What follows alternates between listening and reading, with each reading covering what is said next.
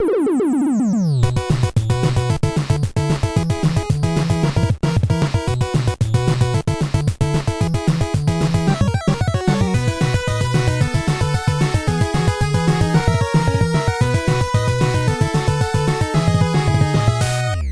welcome to the Amazing Nerdiverse. I'm Jeff Grants. I'm Steven Tukert. This is the podcast where we talk about... This is the shortest one ever. This is the podcast where we talk about all things historical. We have a dartboard with historical events and eras, and we throw a dartboard, and whatever it lands on, that's what we talk about this week. Will it be ancient Rome? Will it be Civil War, the Civil Rights era? Will it be World War I? Jaws? I ran out of historical events that I can reference. That's all you could come up with. Rise and fall of the Roman Empire. Yeah, I said ancient Rome. That's all both of us can come together with combined. The Wild West? Wild West, yeah. That's one. Building the railroads. Mm-hmm. Well, since we can't come up with anything, I guess I'll go ahead and reveal that this is the podcast where we talk about all things good and geeky that make up the Amazing Nerdiverse. Talking movies, TV shows, video games, comic books, other stuff. Video games. Yeah. Movies. Did I say comic books? Yeah, movies, that's in there too. Video games. All of that stuff. It's a lot. I know it's a lot to keep up with, but we talk about all that stuff. Posters. All right, what's on the slate for today? What do we got right here? Spencer's Gifts. Yeah. All right.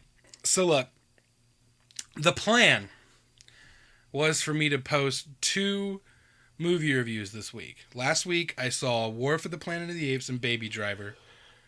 Was supposed to post a review of each. I was sick the night before it was supposed to go up and everything. I was supposed to do that. Was sick, and then I had some technical issues that I just could not fix with my capabilities and everything. So I wasn't able to put those reviews up, and I'm bummed about that. But you know what we're going to do is we're just going to do the reviews on this episode of the podcast. So we'll do those real quick, and then we jump into a couple of news stories. We don't got a whole lot to talk about as far as that stuff goes, but let's do some reviews. All right. First film I saw, Baby Driver. Hated it. You didn't see it. You didn't see either of these films because you weren't available to go to the screening with me. Baby Driver, first one. Edgar Wright, first Edgar Wright let a film. baby drive. No, they don't. But that's why this film's so awesome. No, this is Edgar Wright's first film since The World's End. That was 4 years ago, 2013. So it's been 4 years.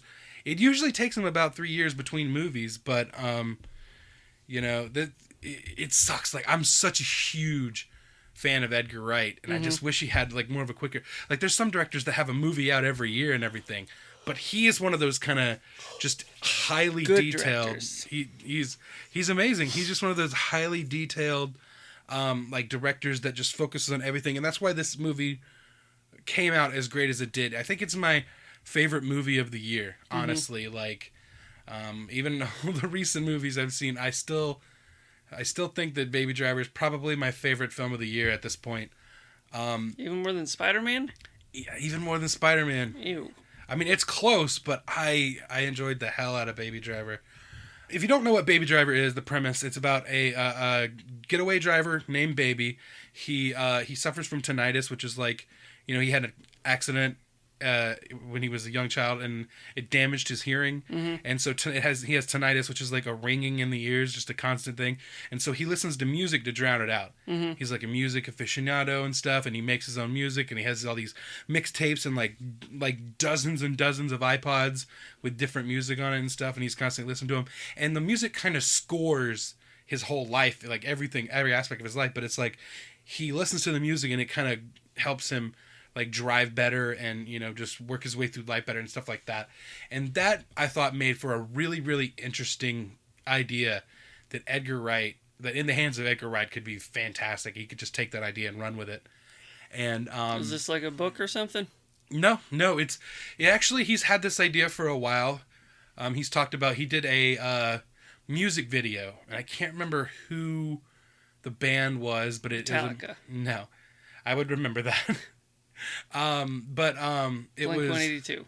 no, it's a band I probably haven't heard of before then. Backstreet But Boys. it had the music video had Nick Frost in it, and Noel Fielding from the Mighty Boosh, I think. And it had both of those guys in it and stuff. And it was kind of like, he had this idea for a movie, and then he was like, all right, I'm going to do that with this music video and stuff. And then he had that as like, this is what the movie's going to be. He had that as like a perfect example of it. And so he's such one of those, like, directors that does all this little stuff that most people wouldn't even think about or wouldn't even bother with. Like, there's just little stuff. Like, there's like this whole long tracking shot at the beginning of the movie where he's just going to get coffee. And it's very reminiscent of this scene in Shaun of the Dead. That, like, they do it twice in the movie where he walks down to the corner store and back. And it's like that. He goes down, gets coffee, and comes back. And just during that scene, he's listening to music and stuff, and he's just like kind of walking, and just everything about his movement and all that stuff is perfectly timed to the music. And like he talks about like how he storyboarded the film and really worked everything out to the music, and they would on set be able to play it back to the music, just make sure every little piece of that was working. And it just was a really, really cool way to watch this whole movie. And I'm sure there's so much stuff that like I missed out on. There's little things like, he's walking in this scene and there's graffiti on the wall, and just there'll be a line of a lyric from the song, just like one word, like right as he passes by, you hear that lyric in the song. And just really, really cool stuff like that. The music really like goes hand in hand with like the car chases and stuff.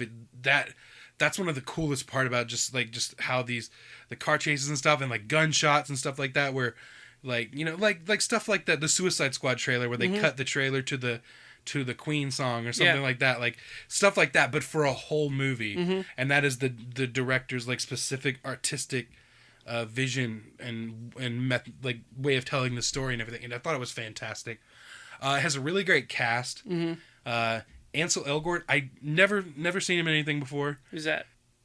He's more of like kind of like a young adult type actor. He's like in the Divergent movies and The Fault in Our Stars, and he was in Carrie, the remake of Carrie. He's in stuff like that, all stuff I haven't seen. So he was the biggest question mark for me as far as this movie goes, because I was like, how is he going to do it? Like seeing the trailers, because I didn't want to watch too many trailers, because I knew I was going to see this movie anyway, so I didn't want to see too much. And he, like, right off the bat, you get behind this character and you fall in love with this character, and just like, in the movie, in the trailers and stuff, you see these scenes where like, he's trying to distance himself from he's in the criminal world, but he doesn't want to be like, have this like camaraderie with the other criminals and stuff. He's just trying to do what he needs to do to get paid and get out, kind of thing. And that's his whole goal. The main criminal, the main mastermind behind everything is a character named Doc, which is played by Kevin Spacey.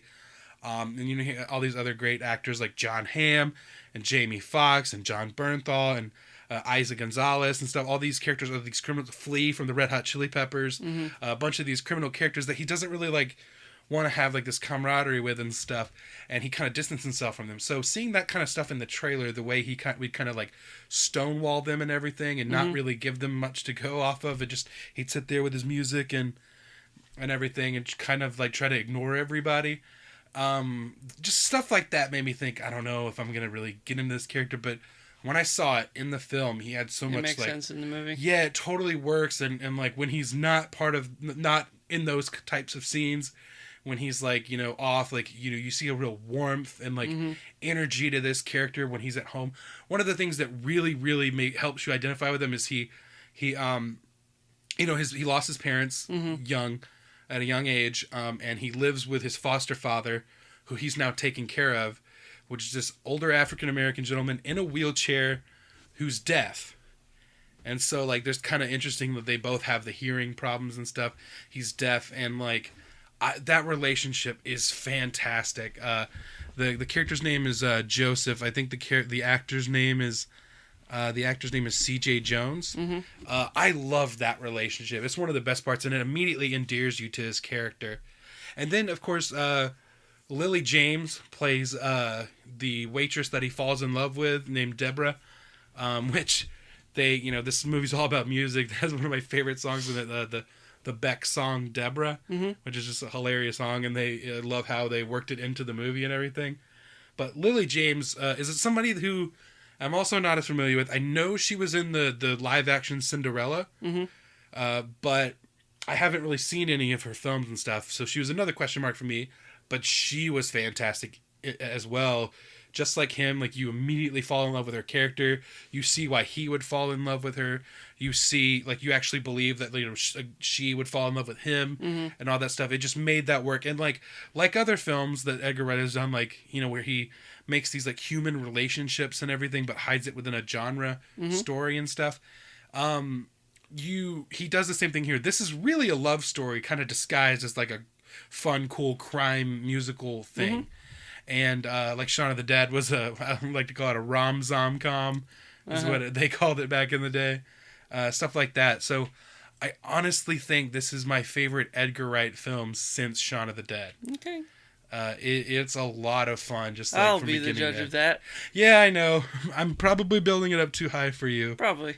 But I had a lot of fun with this movie. What's interesting is it was shot in Atlanta, and it's a very Atlanta movie. Like, what makes it very Atlanta? Like, just little, like, you know, scenes and stuff like that. It just feels like just growing up in Atlanta, knowing what the just environment of it just feels like it. And like, there's little things here and there, like they'll say, "Oh yeah, that was over in Dunwoody" or something. Just like a random, like, you know, like Buckhead or something like that. There's just those little things they'll throw down, and then you're like, "Ooh, I know what that is." Like, just those little touchdowns and stuff, which they is get cool. Stuck in traffic for 9 days. Yeah.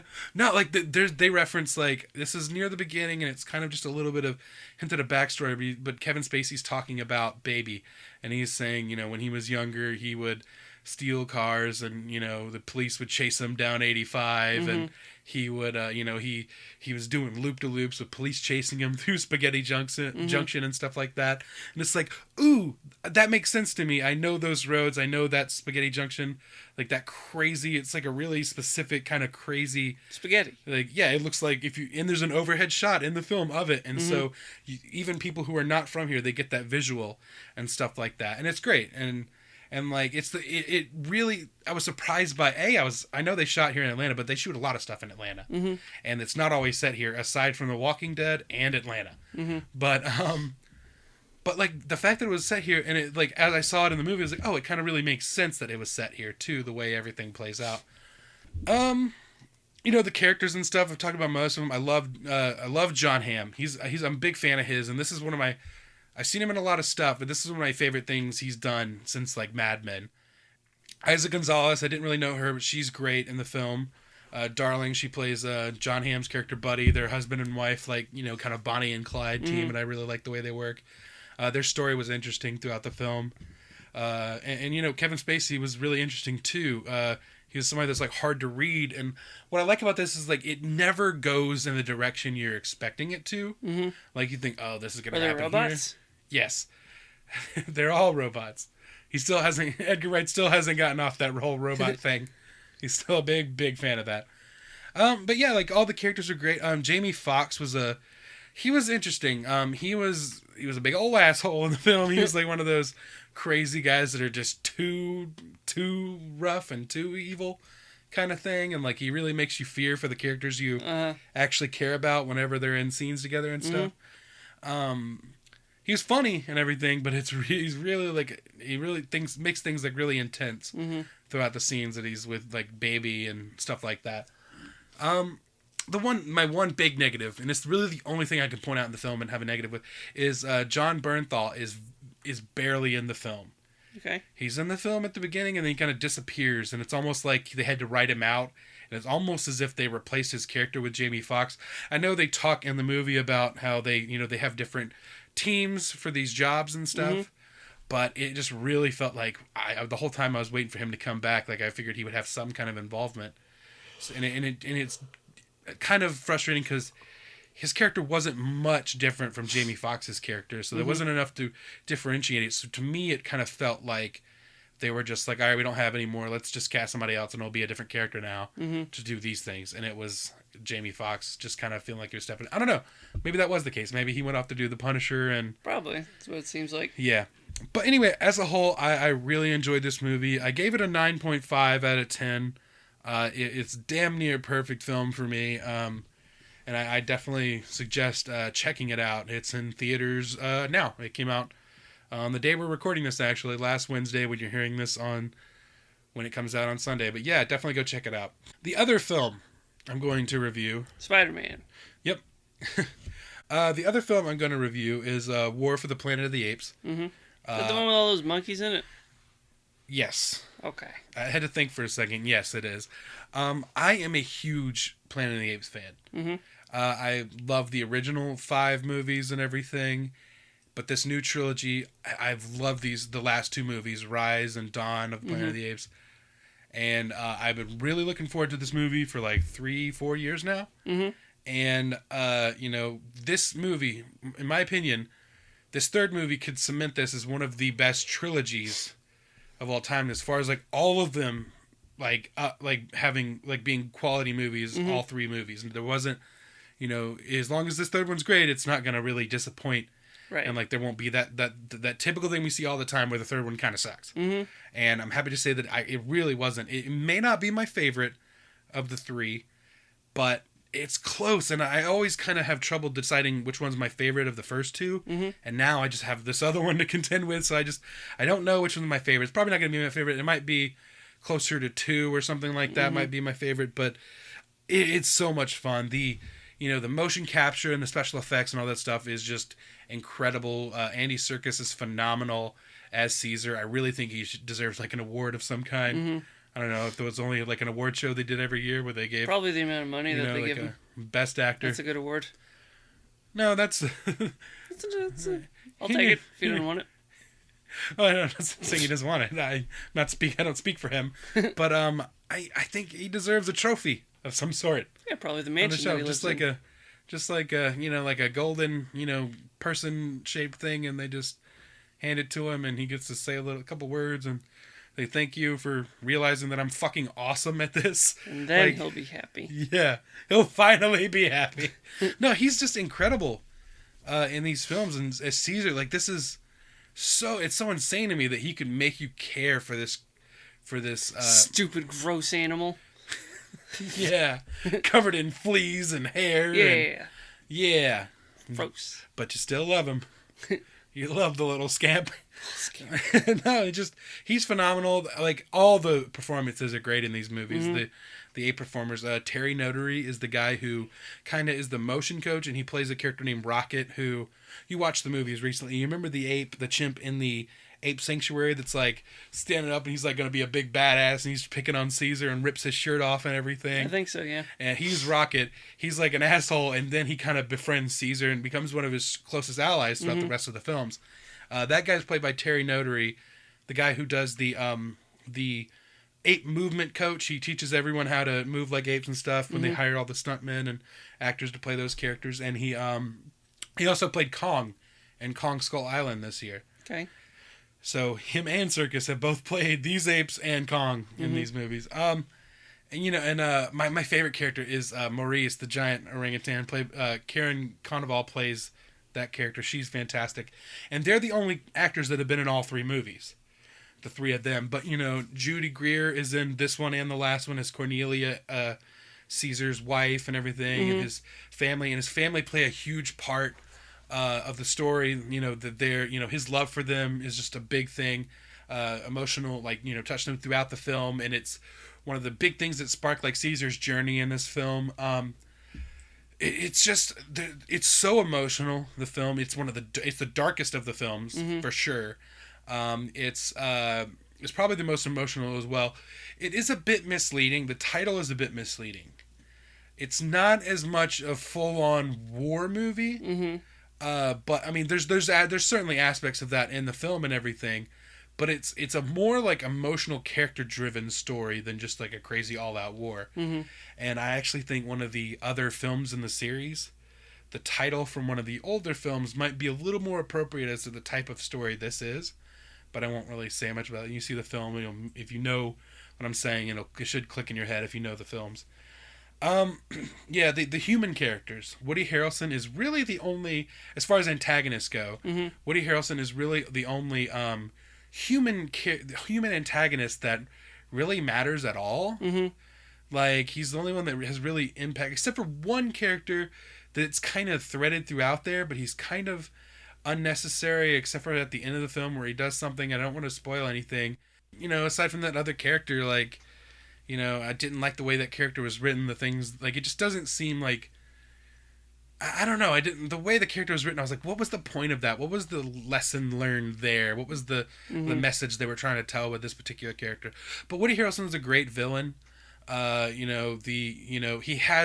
like a really, like, there's ups and downs with this character. You're like, why is he such an asshole? Mm-hmm. And then you find out and you're like, oh, maybe, you might even feel a little sympathy for him. And then he goes back to, and you're just like, he's such a dick. Yeah. And stuff like that. There's, like, ups and downs with him as far as, like, what he does. And, like, the whole film. And, like, there's a lot of, like, different directions that character takes things in. And, yeah, but, like, other than those two humans on the bad side, the antagonist side, the rest are just, like, nameless, faceless assholes with guns. They're just soldiers. Whereas I thought some of the other films before this, like, Gary Oldman in the second film, and like, you even had, like, Brian Cox and Tom Felton in the Apes Sanctuary in the first one, and also I think it was it David Oyelowo? In the first one, he played I can't remember his name. He was the like the kind of the business guy that ran the scientist, the labs and stuff that James Franco's character worked in. They had more going for them on the human side of those films. Mm-hmm. So this film had those, and then on the good side, they had the young child Nova, played by Amaya Miller. Mm-hmm. She was great. She's not. I don't want to spoil much, so I'll just say she's not very talkative. Okay. So she doesn't have a lot. She's kind of very similar to a performance like Daphne Keane in Logan, where she's not a very, she runs around a lot. Yeah. She's just kind of like, but she's not like just crazy violent and stuff. She's kind of the opposite end of the spectrum. But they're similar performances in a sense. Fist claws. No, she's just got the foot one. No, but I thought she was great. She really added some much needed, like, humanity to the good side of everything for them, which the other movies had, like, James Franco and in his I can't remember the actress's name in that first one, the girlfriend. Anyway, and then, like, the second film had Jason Clarke. It had Jason Clarke and Kerry Russell and Cody Smith-McPhee, the guy that plays Nightcrawler. Like, they had a lot of good guys and bad guys on the human side that you can kind of root or against. This one was kind of lagging in that a little bit. But one thing, like, this film, it's as bleak and as dark as it is, there is a good bit of humor in the film. And a lot of that comes from a new character that's introduced in this film called Bad Ape, who's played by Steve Zahn. He in the trailers, he's the Dobby looking fuck.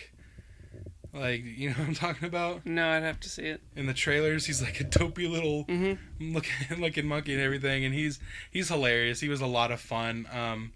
He's a character that some people might get annoyed with, I think, but I just thought he was really funny and charming and everything, and he opens up things, like, to a new world of, like, he's not a character they've met before that came with him from the sanctuary. So there's other apes out there in the world that like, they can meet and everything. He's just a really interesting character that, like, doesn't really get to interact with other apes often. And I just love just his role in the film was a lot of fun. It added some much needed levity to a really dark movie and everything. What made it dark? What made it dark? I mean, just the hopelessness of it all. Like, I can't, I don't know. It's just, they're back, the apes are really backed up against the wall on this one. And it's really tough to, like, seeing, like, okay, how, like, I mean, because there's got to be that, like, where the series goes. It goes on and the apes become the dominant ones, and eventually these films are going to lead back to the original Planet of the Apes, which this film does lay some groundwork of stuff that, new stuff as far as this trilogy goes, stuff we haven't seen in the first two films, as far as like getting us closer to that, but it's still a little ways off. So, and then they talked about this franchise is going to hopefully continue as they keep going, and I really hope it does. I really want to see it keep going, because they've done a fantastic job with it so far. I mean, I don't know if they can keep up this level of quality, but I hope so, because I love these movies. How many would they do? Oh, I don't know, like 6. I'd be okay with that if they did another trilogy after this and just kept going with it. I mean, they did 5 in the first one, but they were kind of all over the place. Yeah. There was like a couple that were in the first timeline, and then they went back in time at a point and just kept going with that, and then that kind of led, and like there was those last 2 of that were kind of like Rise and Dawn, as far as like the 4 and 5, I think, were kind of the same stories as Rise and Dawn almost, as far as they were touching on the same things as the apes coming back and everything, and uprising and stuff. But anyway, so Matt Reeves, he does a fantastic job with the world building of these things, and just there's great set production design and set design and stuff with these. Like, I love the ape dwellings, the homes and stuff for the apes. Like, I love those sets and stuff, and there's a cool like their home and stuff is like, in this film, it's like in an enclave behind a waterfall type thing. It was really well done. Bat cave. Yeah, they have to drive the Batmobile over the off ramp going through there. It's just overall fantastic. Matt Reeves did a fantastic job. I'm a big fan of his. After this movie, he did Dawn of the Planet of the Apes, and this one he did Cloverfield, and which I loved. I loved that movie when it came out and everything. Still like it. I watched it not that long ago. And Let Me In, which I haven't seen. It's the American remake of Let the Right One In. It's like a vampire movie. That's the only other thing I haven't seen of his. As far as feature films, I believe. But I'm a big fan of his, and I think he's the right guy for the Batman. Like, I was a fan of that hiring right when it happened, when they announced it and stuff. But even now, after seeing this film, I'm like, yeah, they definitely chose the right guy. Like, he's got the goods. Like, he knows what he's doing, handling these things. He's fantastic. And he's a good writer, too. He wrote this one, and I think the story was really strong. So, yeah, like, at the end of the day, I think this is, like, The Apes is, like, one of my favorite franchises, up there with Star Wars and Marvel and DC and stuff like that. Those are the films I look forward to most, are those films and monster movies, like the Godzilla and King Kong and the Star Wars of the worlds and the Star Treks, and then ape movies. I love them. So yeah, this is one of my favorite franchises, and this is one of the strongest, like, trilogies I've seen in a long time, as far as all 3 films being great. It's up there with your Star Wars original trilogies, your Spider-Man, your no, can't say all 3 were great. We'll see how this new version goes, but like Lord of the Rings and the Christopher Nolan movies, even though for me the third one's the weaker of the 3. If you watch them all 3 together at once, then it's a lot better. I know, but just coming from a person who was looking forward to that movie for 3 years, and after the really strong, second movie in the series, The Dark Knight, I had a lot of problems. We've talked about this before. I had a lot of problems with Dark Knight Rises. But yeah, and even the Captain America movies. That's a great trilogy right there too. So yeah, I hold this one up there with those. I gave this film a 9 out of 10. Like I said, had a couple problems with like one of the human characters, and and there was some things that like I felt were set up in this trilogy of movies that never really were paid off, and now I don't know if it's the kind of thing where they can ever really go back to justify it, sort of thing. But yeah, I'm excited and looking forward to the future of. That's what the next one's gonna be called. Future of the Planet of the Apes. Is that really what it's called? No, I just made that up. That sounds real. Matt Reeves is going to be busy. Maybe they'll hire me. If you want to hire me to direct Future of the Planet of the Apes, I'm all for it. Scene 1. The monkey, oh boy. I've hit a wall already. All right. Okay, so let's jump into our news. All right, first up, let's do a Wonder Woman box office update. I just want to touch on, how Wonder Woman's doing in compared to the other DC movies that have come before it and everything. She aight. I mean, you know, if you've heard our reviews, we love the film and everything. As of this recording, Wonder Woman just today passed Suicide Squad at the domestic box office. So it's made more than Suicide Squad. It's already passed Man of Steel. So right now, if it somehow miraculously stops making money, it'll be in the second place in America after Batman v Superman. But see, it's made $325 million so far, and which was past Man of Steel's $291 million, and Suicide Squad is at $325 million as well. But it's going to keep making money, so it'll be past that. And then now, what it's looking at, if it makes $5 million more, it'll surpass Batman versus Superman. Which the good thing is, it's not dropping as much from week to week. It's keeping that, you know, like and that means the reaction from the crowd, from the audience and stuff has been great. You know, people are talking about it and seeing it again and getting their friends to go see it, and people who may have been hesitant are giving it a chance and stuff like that. Which is good, which needs to happen, which is why the other films didn't make as much, because they may have had higher openings, but they had bigger drop off from week to week after people, you know, heard the reaction or stuff like that. Internationally, Wonder Woman has grossed $335 million overseas, and that's a total of $660 million, which is great. It just needs to make $8 million more to pass Man of Steel. Oh, is that all? Which made $668 million. $8 million, like, they'll do that this week. God. Like, they're gonna hit that pretty easily. They may not surpass Suicide Squad, which is $745 million, unless they can make another $100 million somehow. And they're definitely not gonna touch the worldwide haul for BVS, which is $873 million. Wow. But, see, the thing is, these movies should be doing better because, like, if they were stronger, they'd probably be doing a lot better business-wise, because Batman vs. Superman should have been a billion-dollar movie. And it wasn't. Should have been, yeah. And if it has been as good, and if the reviews were better, and there was that positive word of mouth, I mean, it only needed to make, like, another 127 million more, and it would have made $1 billion. That was probably their goal, and they didn't hit that.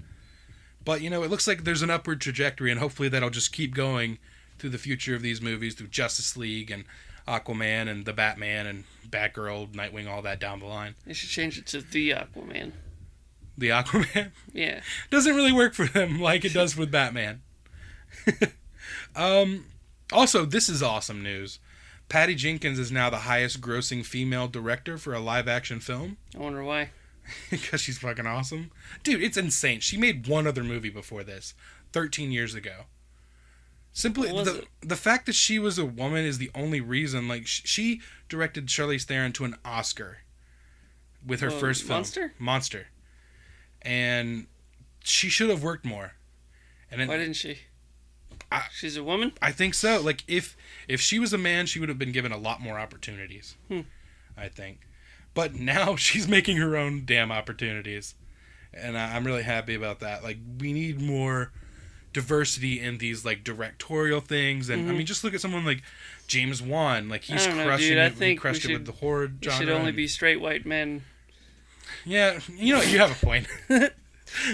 Let's just all do straight white men, and every movie should be only about white people all the time. Old straight white rich men. Yeah, that makes most sense. All right, more caveats. Yeah. So anyway, if Wonder Woman hits $665.7 million, if it gets above that, then it'll pass. Which it's already at 660. So it just got to make six million more, and it'll pass Kung Fu Panda 2, which is I believe that's the highest grossing female directed film of all time, without a male co-director. So there's that caveat as well. But so it's like I said, it was Kung Fu Panda 2. Well, Kung Fu Panda 2 is animated, but so she is highest grossing female director for a live action film, but then she'll be past animated, and then I guess the next caveat is with a male co-director. So I don't know what film that is. I couldn't find that information. But you know, it's already past 660, so it's definitely hitting all those milestones. So that's fantastic for that film. So we talked about this last week. I just want to do a little update on Han Solo. There's been a lot of stuff coming out as far as like, more like, supposed details of what happened behind the scenes. Basically there was clashing between the directors, Phil Lord and Chris Miller, and Kathleen Kennedy of Lucasfilm, and Lawrence Kasdan, the writer, who wrote, like I mentioned last week, I was wrong. I said, did he write, and we quickly moved past it, so I didn't think about it again, but I said something about, didn't he write Empire Strikes Back and Return of the Jedi?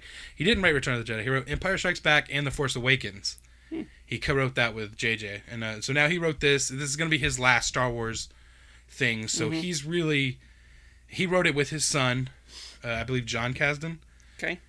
So they wrote this together, and he's kind of being the guy. He has a history of like not wanting them to deviate, not wanting the actors and directors and stuff deviating from the script at all. He's like, that's your Bible, like live by that. And Lord and Miller come from that comedy world of like doing improv and stuff like that, and like the 21, 22 Jump Street movies and stuff like that. So, like it's a tough situation. Like we don't know all the answers, but what it sounds like, I hate this, but I've heard comparison to Ace Ventura as far as like the tone of the character of Han Solo.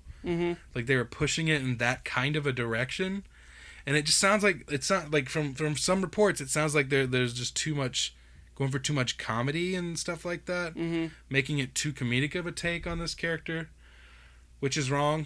But is he talking out of his butt? There's other things. I hope so. He just turns around, Chewie, we're home. Excuse me, I'd like to ask you a few questions. Chewie doesn't just... Okay. But the subtitles for Chewie is he saying like, are you sure this is what you want me to do?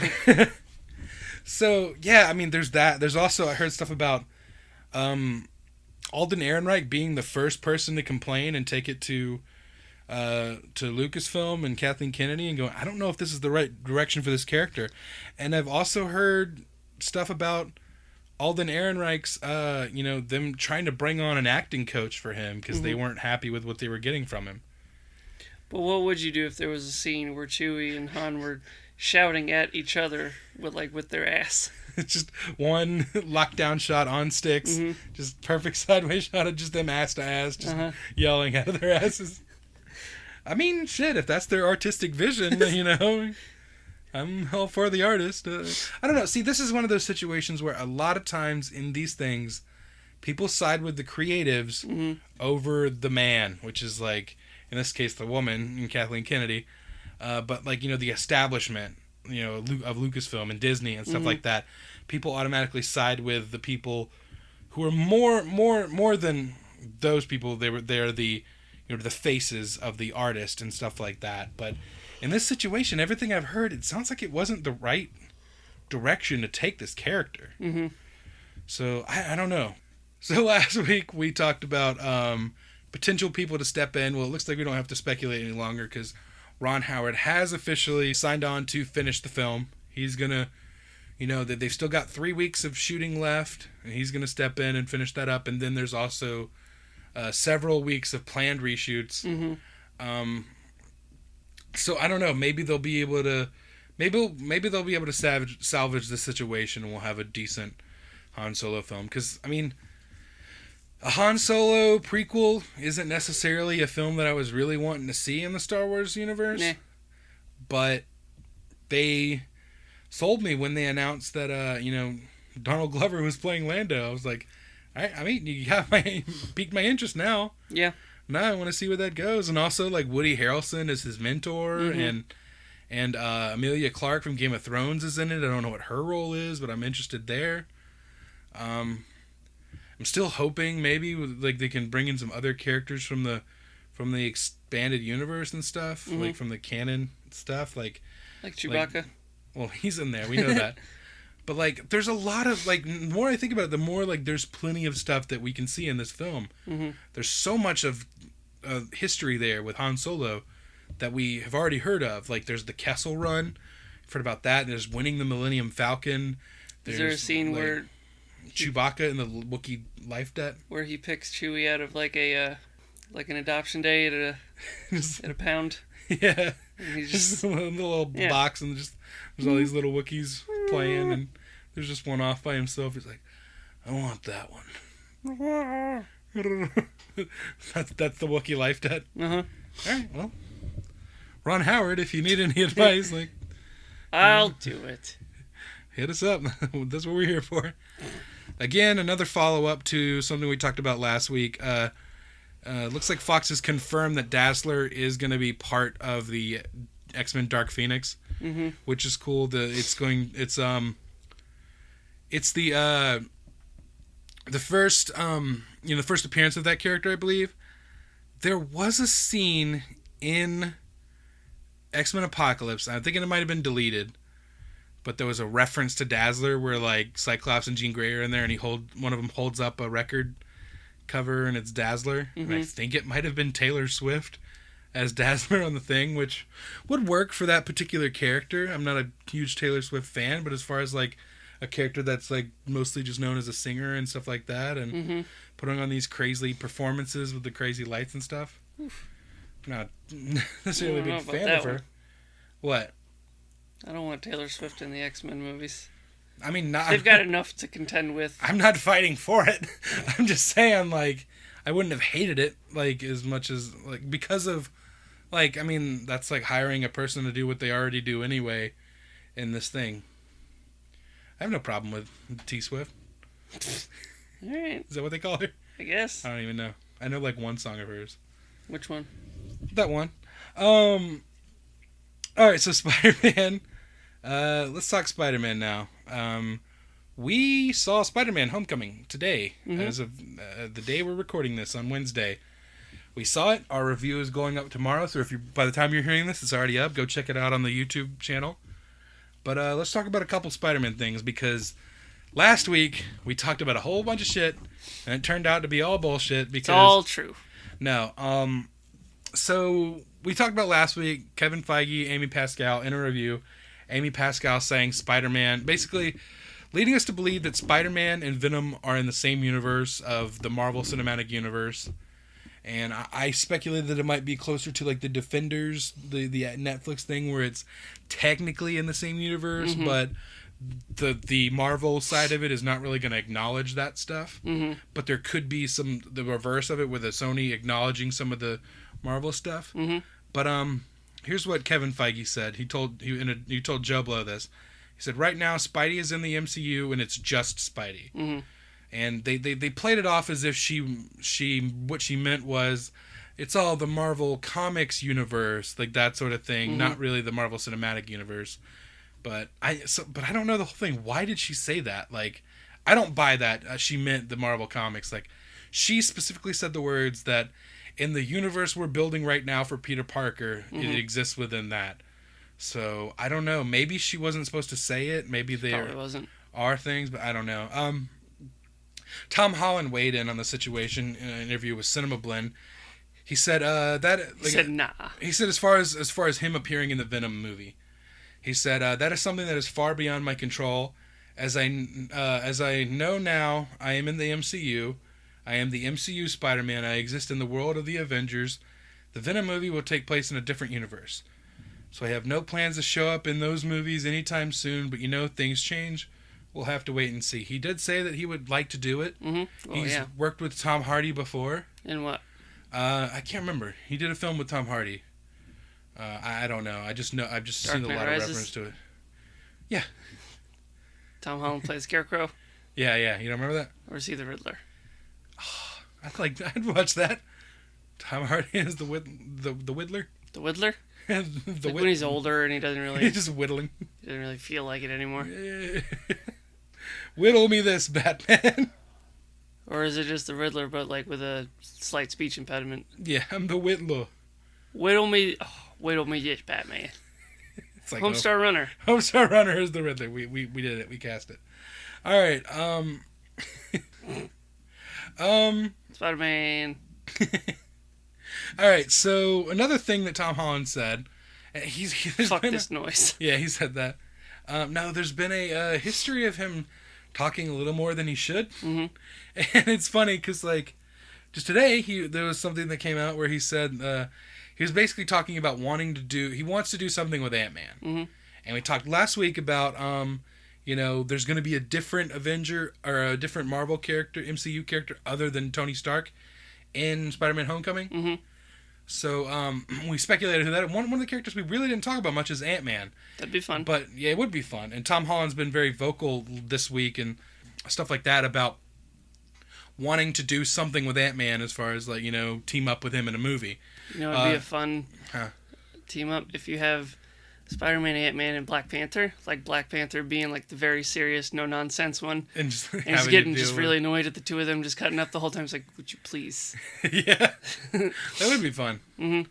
Yeah, like in an Avengers movie, just like they have a little side mission kind of thing. Yeah, I want to see all kinds of I want to see. That's what I love about these things. There's so many different possibilities of, like, see how this character interacts with this character and stuff, and magic happens in those scenarios where you're like, oh, I never thought about what this character playing off of this guy would be like. Mm-hmm.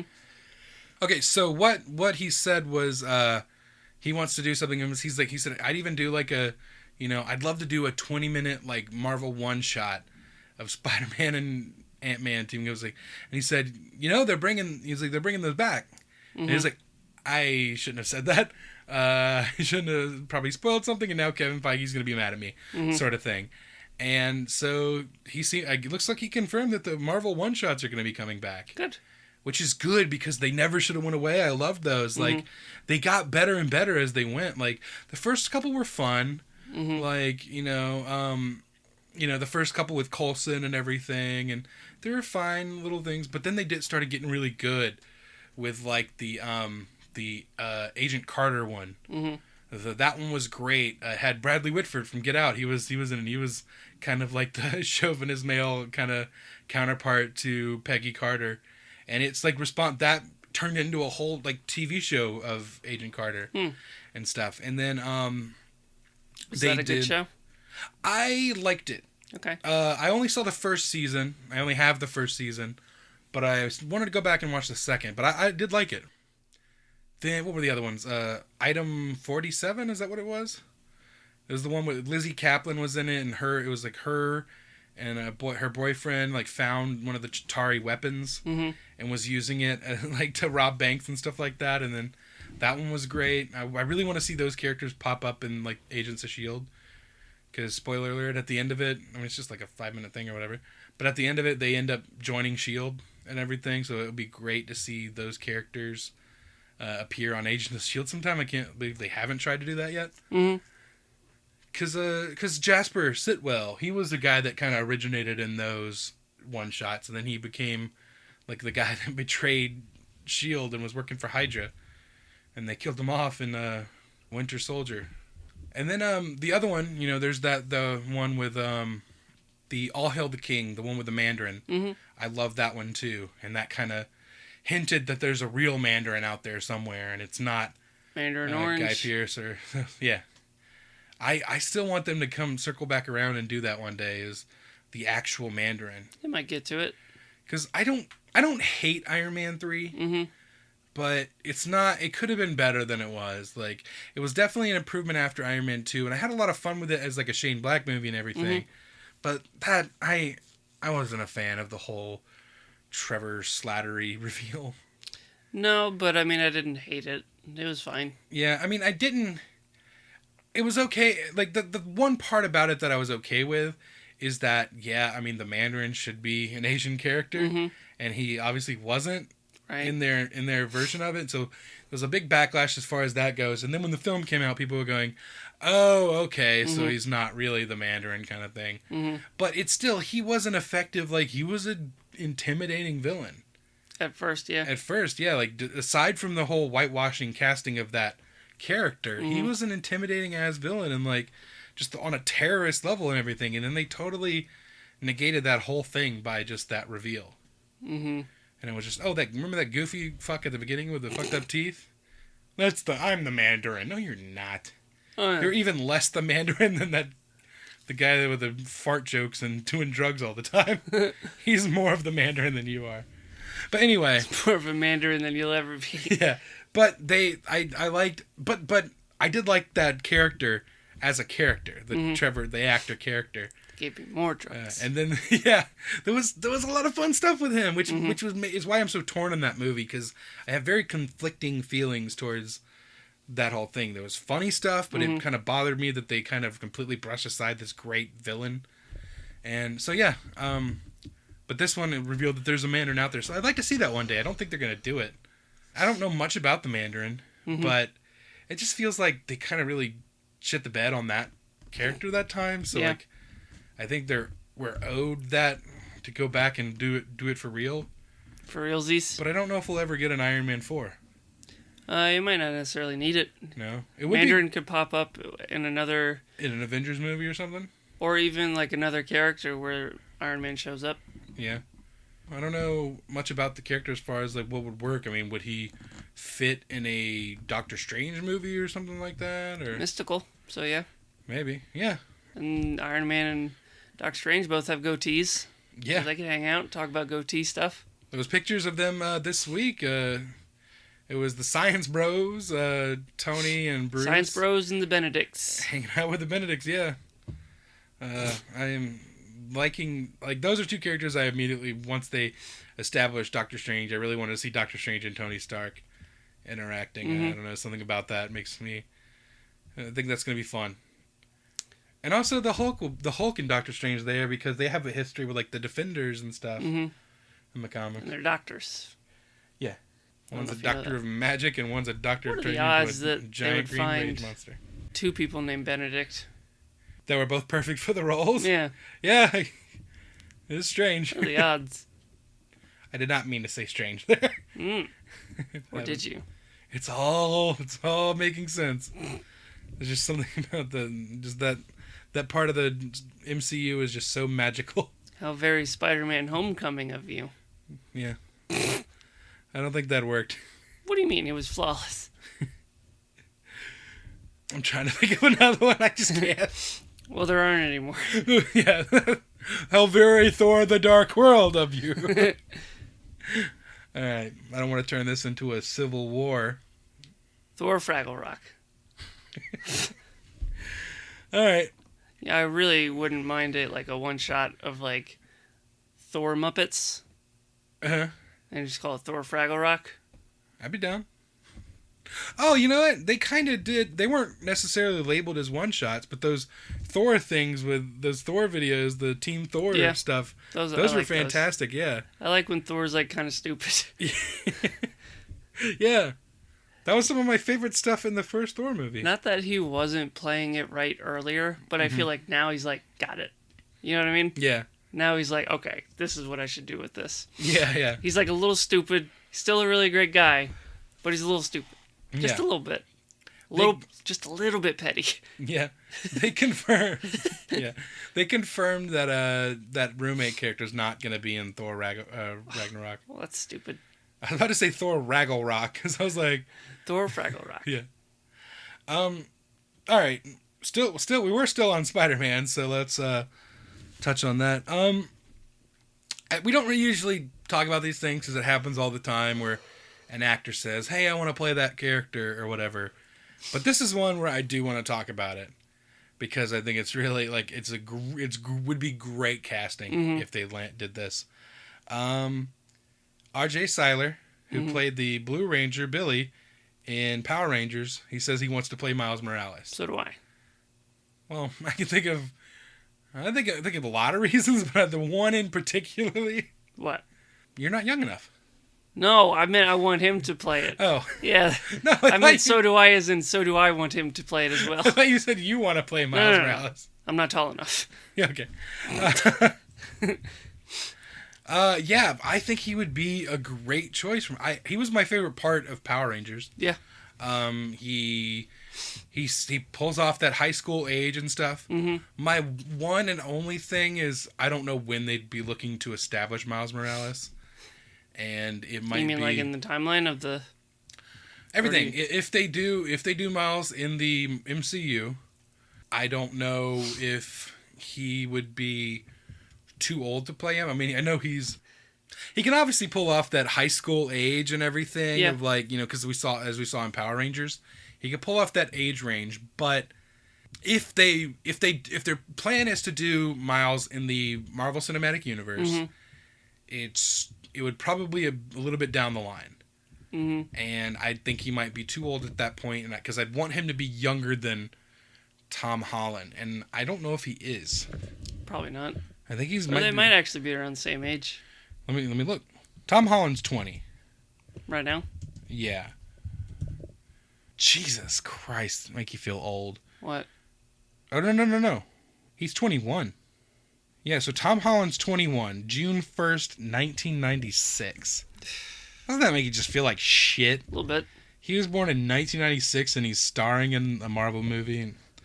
I hate myself so fucking much. Fucking asshole. I really hate myself. I don't feel good about myself anymore. I don't feel good about you either. I, for one brief second in time, thought that if I made like an audition tape of me as Spider-Man, I might have a chance. Yeah. I feel like such a dick.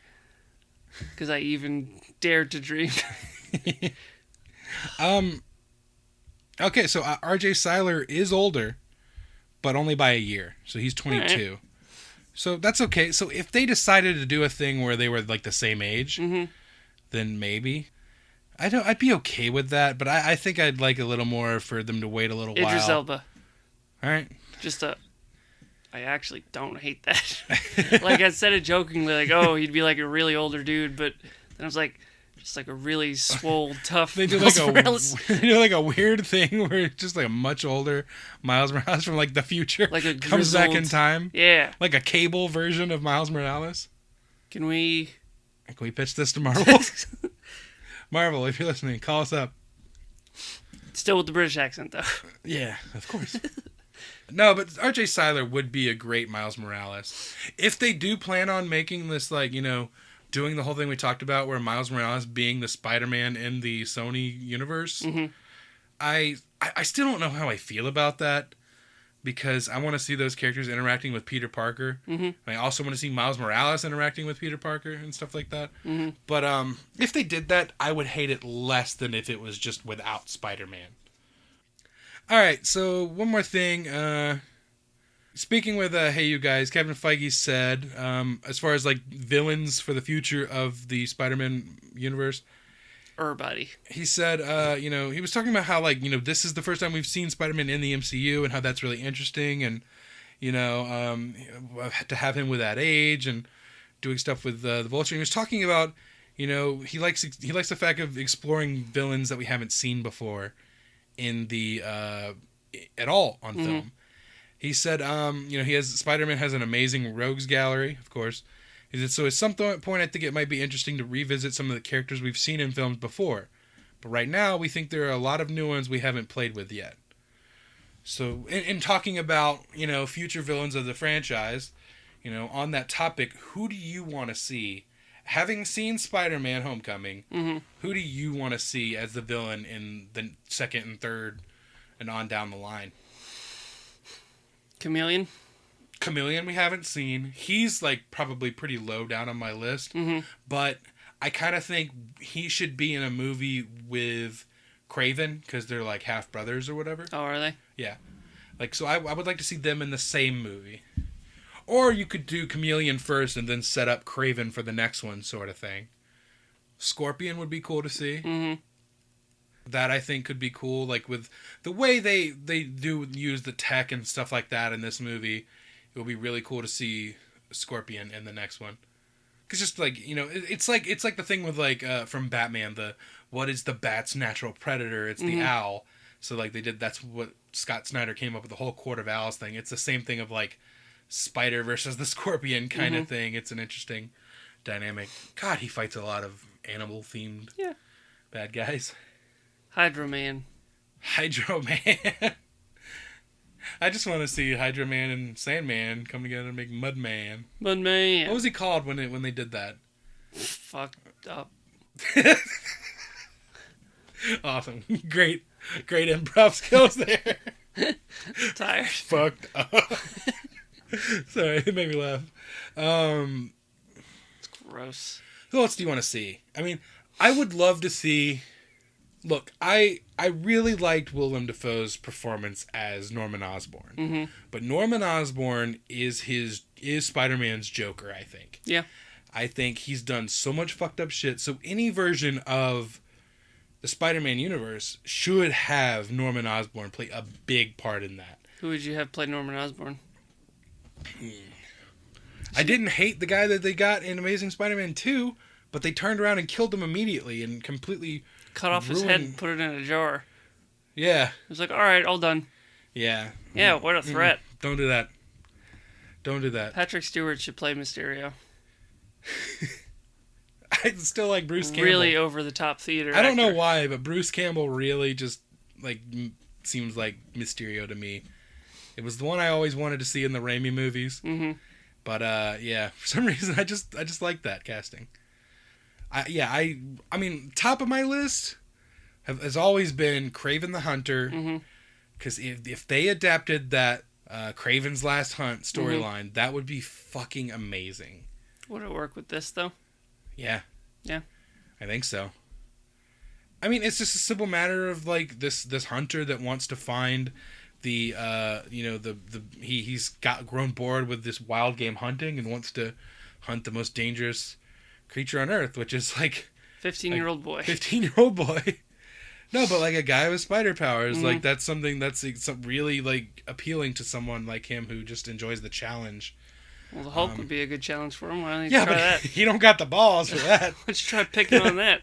It's like, I'm gonna start with that guy. It was just the spider kid. Sure you don't want to go fight Hulk? No, I'm good. I'm alright. I don't... Nah, I'm alright. I'd rather pick on somebody my own size or a little bit smaller, if possible. Hey, what's Ant-Man doing? Oh, he's giant, man. Fuck that. Just...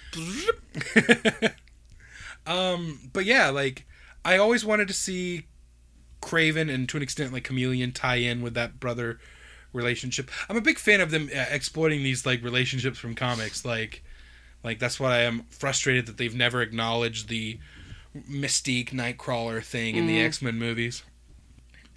And Mysterio is one that just, it would be amazing to see Mysterio in live action, like, in a film. Like, he's such a visual character that you could have so much fun with that. Kingpin, yeah.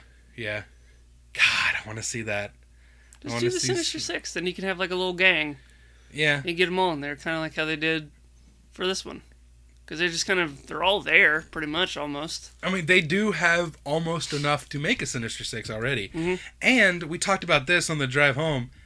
They kind of did it a lot better and a lot more effortlessly than Amazing Spider-Man 2 did. As far as setting up a bunch of villains in one film.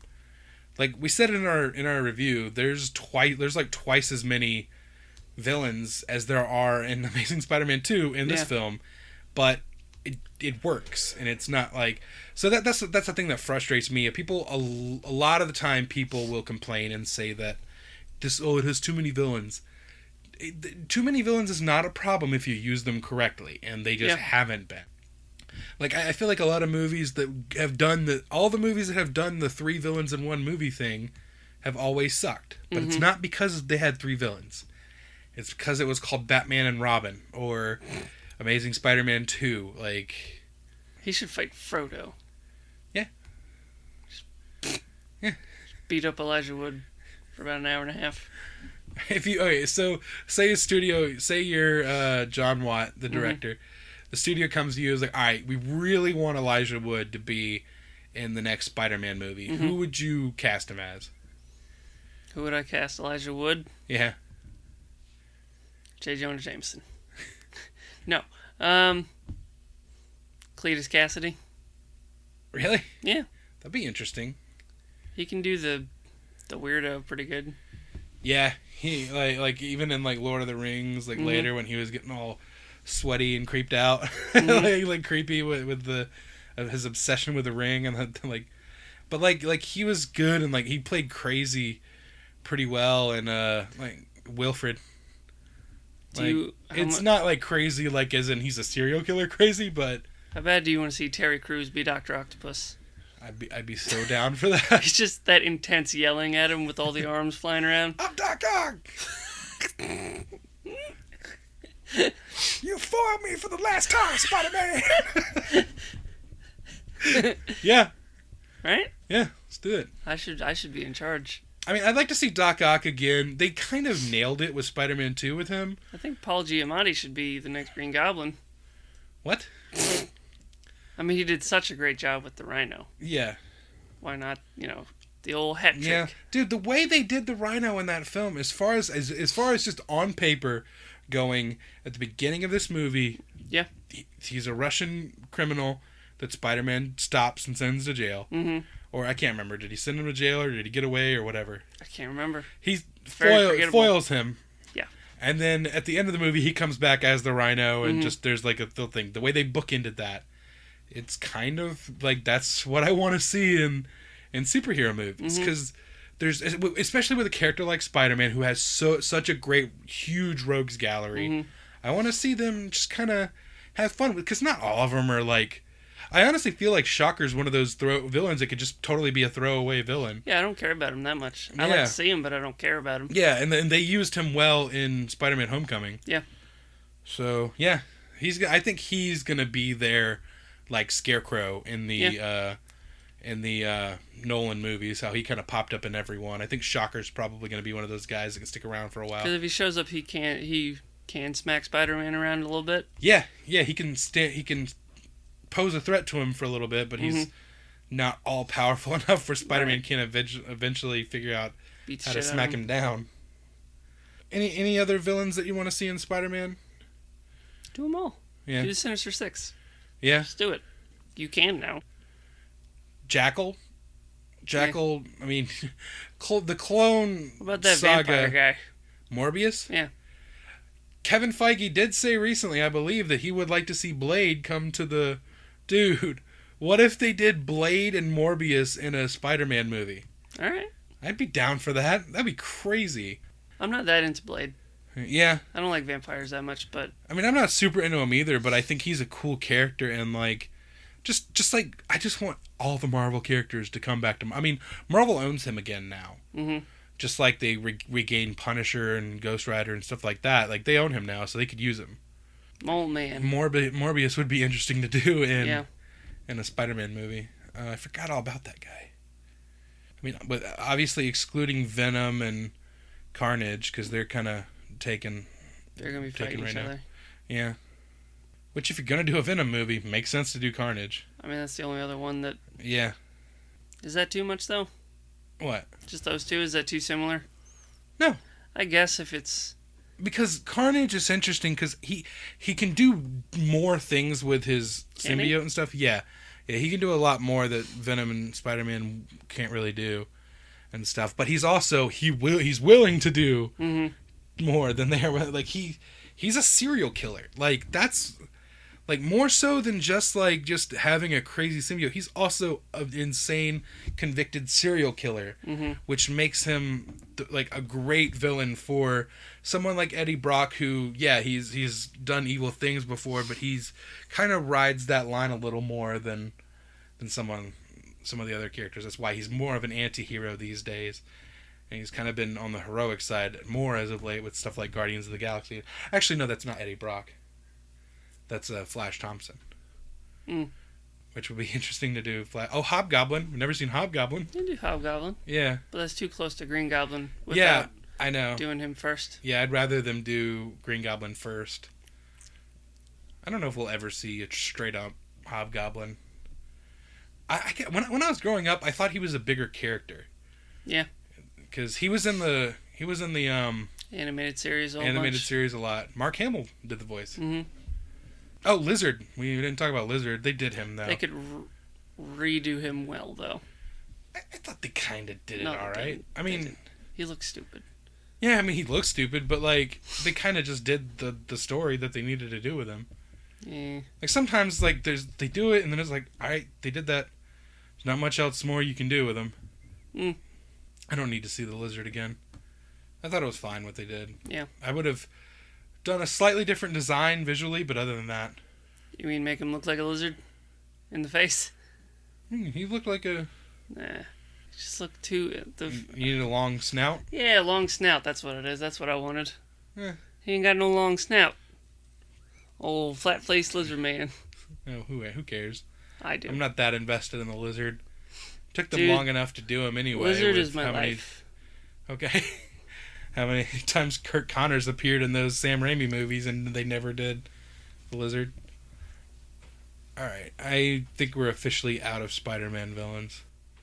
Let us know if we forgot a big one, because I kind of just feel like there's one. I mean, the Enforcers, what are those three guys' names? Oh, God, I don't care about those. Yeah. They might as well just... They're good as goons for, like, Kingpin. They use them as goons for Kingpin in Ultimate Spider-Man. Alright. Anyway, we started doing this, we did this a couple episodes ago. This episode's going to be the first episode of July. Mm-hmm. So let's go ahead real quick and talk about the movies that are coming out in July. July 7th, Spider-Man Homecoming. We saw it. We loved it. Go check out our review. You're definitely going to want to see this movie. I know that some people... See, that's what the shitty things about the Amazing Spider-Man movies is some people got burned out and got sick of Spider-Man. Well, they got sick of people telling them how he became Spider-Man. It was only the second time they did that. I don't really think that was the problem. I think it was 3 less than stellar Spider-Man movies back to back. Yeah, but in those 3, and then in the Amazing Spider-Man, they told you again and again, his Uncle Ben died. Yeah, but they only did it twice. Like, yeah, but they hit you over the head with a lot more than I think you're remembering. I mean, yeah, but in Homecoming they didn't mention it at all. Yeah. And it was just a great Spider-Man movie. Yeah. It's like, you all already know how we got here. Yeah. Let's tell you a story.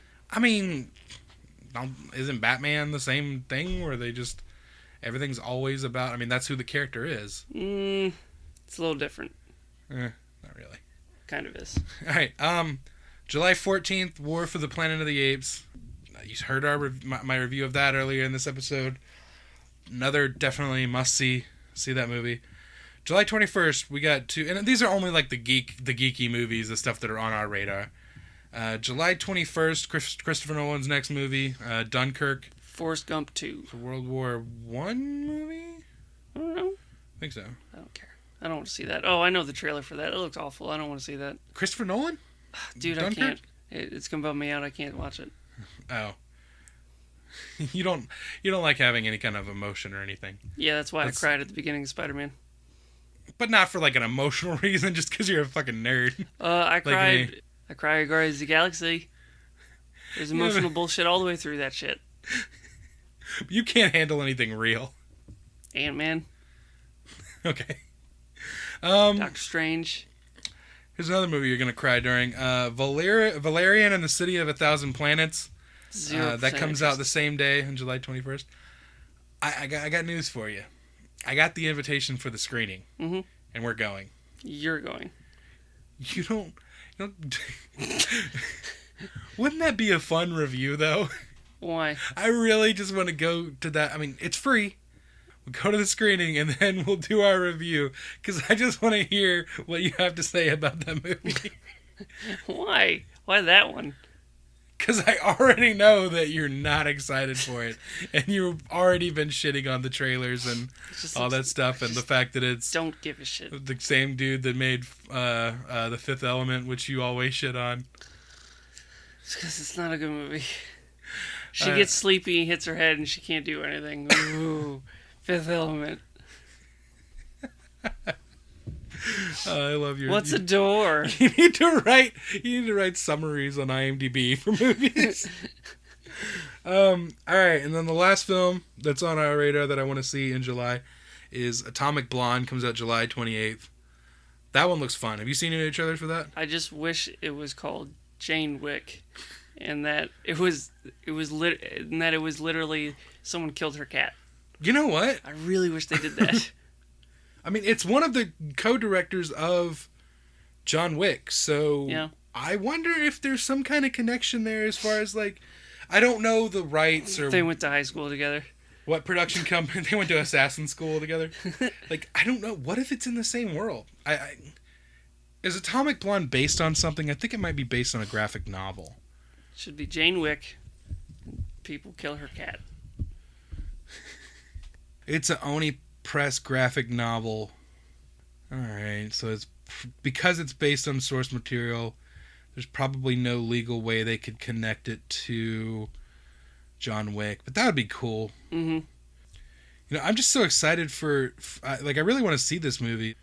Like, I'm so amped. I'm so excited for this movie, and I only really remember that Charlize Theron's in it, and she's, like, kicking ass and stuff. But I forget that, like, James McAvoy's in there and John Goodman.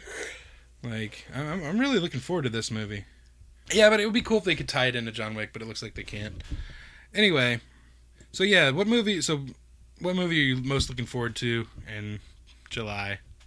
July? Spider-Man again? Yeah. You gonna see it again? Yeah, probably. Like, even after seeing it, it's still your most anticipated movie. Like, you're going to see it again. Yeah, bro. Spider-Man. Yeah, I mean, you're not wrong. That's the one Fuck I would have been...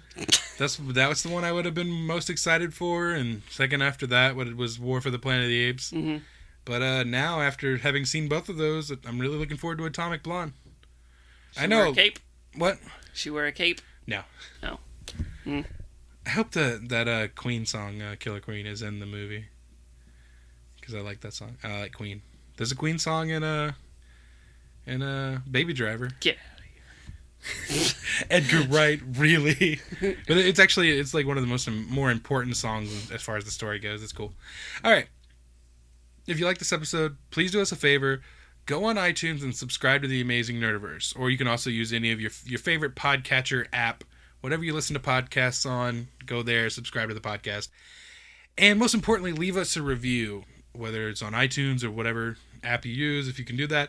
But leaving us a review is one of the most important things you can do to help us out and help people find this show. While Steven's playing with his fidget spinner. Sounds cool.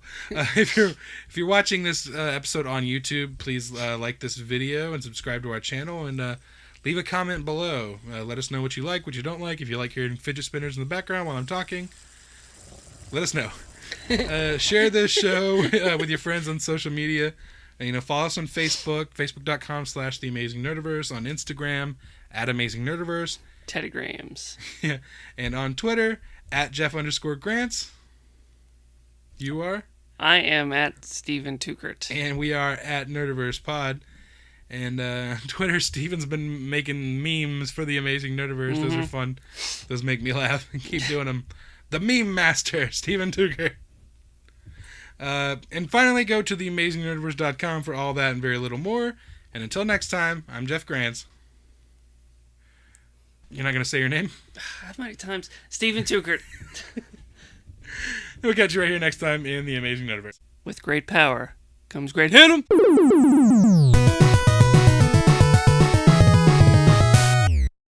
And scene.